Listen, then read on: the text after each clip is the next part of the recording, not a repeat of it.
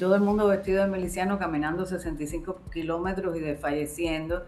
Estaban los enloquecidos trabajos voluntarios, estaban aquellos discursos interminables y casi cotidianos. Tenía la sensación de vivir en un manicomio. ¿Qué es lo más difícil de aceptar? ¿Lo que ocurrió o lo que sigue ocurriendo ahora después de casi 70 años? Y esa lucha personal que tú llevas desde hace 30 años para levantar tu voz en contra de tu propia sangre. Bueno, lo que ocurrió puede haber ocurrido y de hecho ha ocurrido en cualquier otra latitud y circunstancia, pero lo que sigue ocurriendo es lo que es impensable. Y eso es lo que hay que analizar. ¿Qué pasa? Que seguimos así, sin ningún tipo de movimiento hacia un avance a ninguna parte. O sea, vuelvo a hablarte del quiste porque además purulento, ¿no? Es de la única manera que lo sé describir. Crecer cerca Los del niños pasando hambre. Fíjate, crecer cerca del poder de la forma que lo hiciste tú, aunque no directamente, porque insisto, tú no fuiste una niña de privilegios, pero crecer cerca del poder, haber tenido que vivir esa realidad a la que tú te enfrentaste, ¿qué es de lo que tú te has tenido que desprender como persona para construirte como ser humano?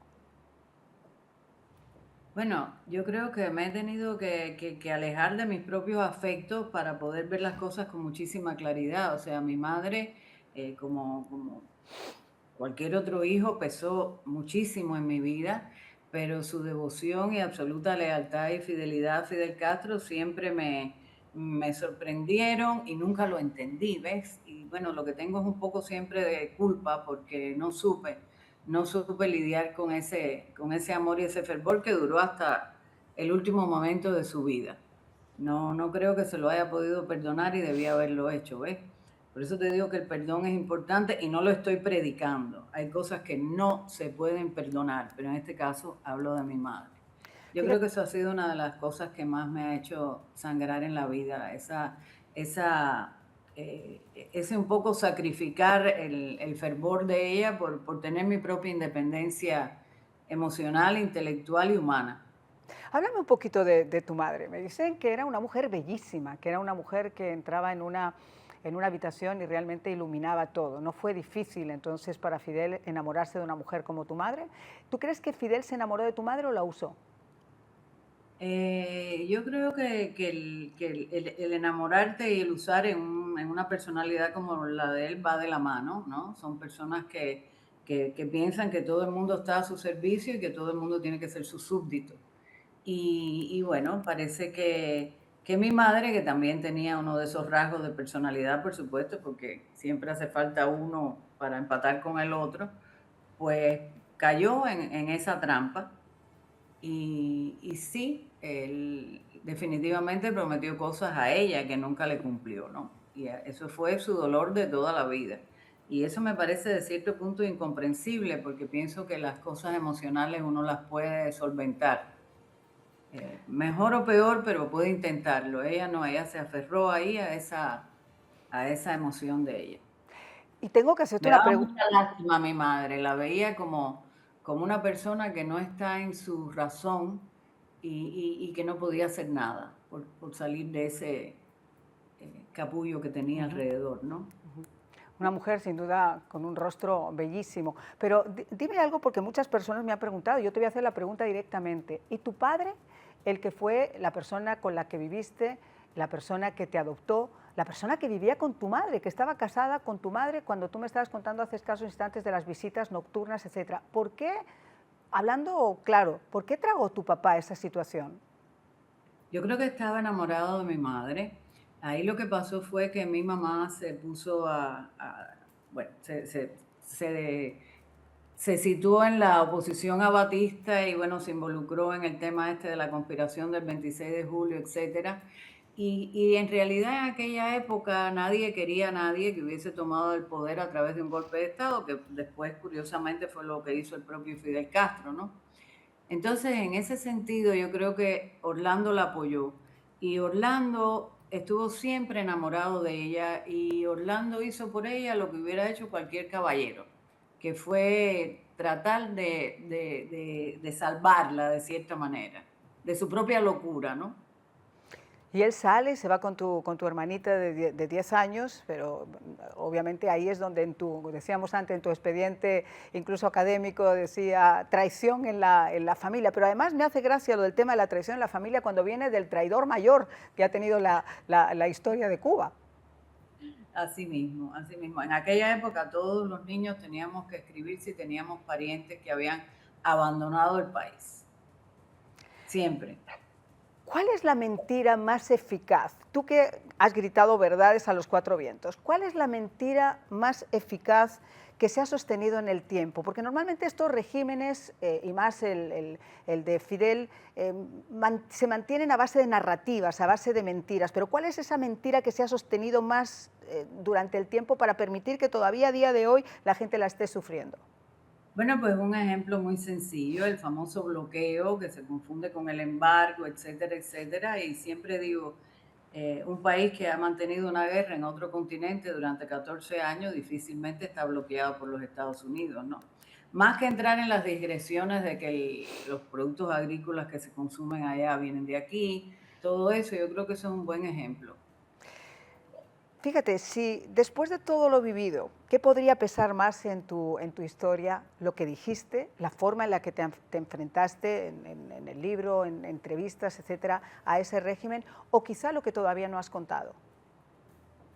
No me queda mucho por contar, la verdad. Es que llevo muchos años también bastante calladita porque se acaban las oportunidades de contar y se acaban las anécdotas. No me queda mucho por contar. Si tuviera tiempo, energía y esto ocurriera, me quedarían muchas cosas por hacer, eso sí. Y cuéntame algo, si nosotros tuviéramos la oportunidad ahora, y este programa se ve muchísimo en Cuba, igual que el programa de radio se escucha en Cuba, si nosotros a través de esta cámara tú pudieras hablarle a la gente que todavía está ahí, la gente que necesita el empujón, la gente que necesita esperanza, la gente que piensa que mientras que la familia Castro esté en el poder nada va a cambiar, ¿cuál sería realmente tu mensaje? Uy, eso es muy difícil, eso es muy difícil. Es muy fácil desde aquí mandar mensajes. Lo único que puedo decir es que nosotros aquí, del lado de acá, estamos 24 horas, el tiempo entero pendientes de lo que está pasando en Cuba y de que el tema no se va a morir. No se ha muerto en 67 años, han pasado 4 generaciones por esta experiencia y vamos a seguir hablando de Cuba hasta que esto se resuelva. Pero de que nos hace falta una ayuda, nos hace falta. Fíjate, y viviendo en ese seno que estábamos contando con tu mamá, ¿cuál fue ese momento también, Alina, siendo totalmente honesta, que te hizo pensar, esto no es una revolución, esto es una reinvolución, es un abuso? Bueno, es que alrededor mío todo tenía un nivel de locura tan grande. Ahora imagínate que al principio de la revolución, una de las formas de allegiance, ¿no? De demostrar que tú estabas con aquello, se llamó la marcha de los 65 kilómetros, una cosa de eso. Y todo el mundo vestido de miliciano caminando 65 kilómetros y desfalleciendo. Estaban los enloquecidos trabajos voluntarios, estaban aquellos discursos interminables y casi cotidianos. Eh, yo pensé, tenía la sensación de vivir en un manicomio. Y a lo mejor eso se agravó porque tú sabes que a veces los hombres para terminar con las mujeres ponen mar de por medio. A mi madre la mandaron a trabajar a la embajada en Francia en el año 64 y yo me fui con ella. Mira, eso se le puede llamar un privilegio. Si se le puede llamar un Ujú. privilegio. Viví un año allí y me confronté a una sociedad normal, normal, donde la gente iba a la escuela, comía, hacía sus tareas, los niños tenían una disciplina y podían comprar un juguete, ¿ves? En Cuba había colas interminables los días de Reyes para conseguir un juguete básico y dos no básicos, así se llamaba la distribución, por la libreta de racionamiento. Entonces tal vez tuve ese contraste que pude ver cómo era la vida. Ahora la gente joven tiene internet, tiene los teléfonos, eso antes no existía. Ujú. Era como vivir en la luna, pero siempre tuve la sensación de que estaba en un manicomio gigante. Me puedo imaginarlo. ¿Cómo fue la primera vez que te llevaron a la casa? Porque me imagino como un momento donde te dijeron, este personaje que está aquí, este barbudo, es tu padre. ¿Cómo fue el momento en el que tú te reencuentras con la parte oficial de la familia? Yo creo que fue más o menos a partir de ahí. Es que siempre habíamos visitado a la familia de vez en cuando, pero yo no sabía que eran mi familia. O sea, íbamos tal vez un fin de semana a ver a fulana o mengano, ¿no? Hermanas, hermanos de él, porque vuelvo a decirte, mi mamá tenía el afán de legitimización muy elevado, ¿no? Ujú. Ahí estamos viendo una foto. Cuéntame esa fotografía que me llama la atención. ¿Cuándo fue? Ah, esa fue mi primera boda, porque yo, eso es un deporte que ya no practico, pero, No, pero si eres una bebé. bueno, esas cosas en aquella época también eran normal, tenía 17 años. Wow. Ujú. ¿Y qué pasó en esa foto? Ayúdanos a ser testigos de esa foto. Bueno, lo que pasó ahí fue que él estaba opuesto a esa boda y al final, no sé cómo, logré convencerlo y me dijo que él iba a ir, que él tenía que firmar porque yo era menor de edad, pero que por favor no le Ujú. avisara cuando me divorciara. Y por supuesto no le avisé, ¿no? Lo cual ocurrió al año. Obviamente era una niña, era una niña, era una Bueno, niña, pero en decisiones que se aquella... toman, pero el que estaba del otro lado también fue valiente, sabiendo que estaba opuesto, le echó narices a la cosa, te tenía que querer mucho. Sí, sí, yo he tenido personas que han sido valientes y él fue una, sí.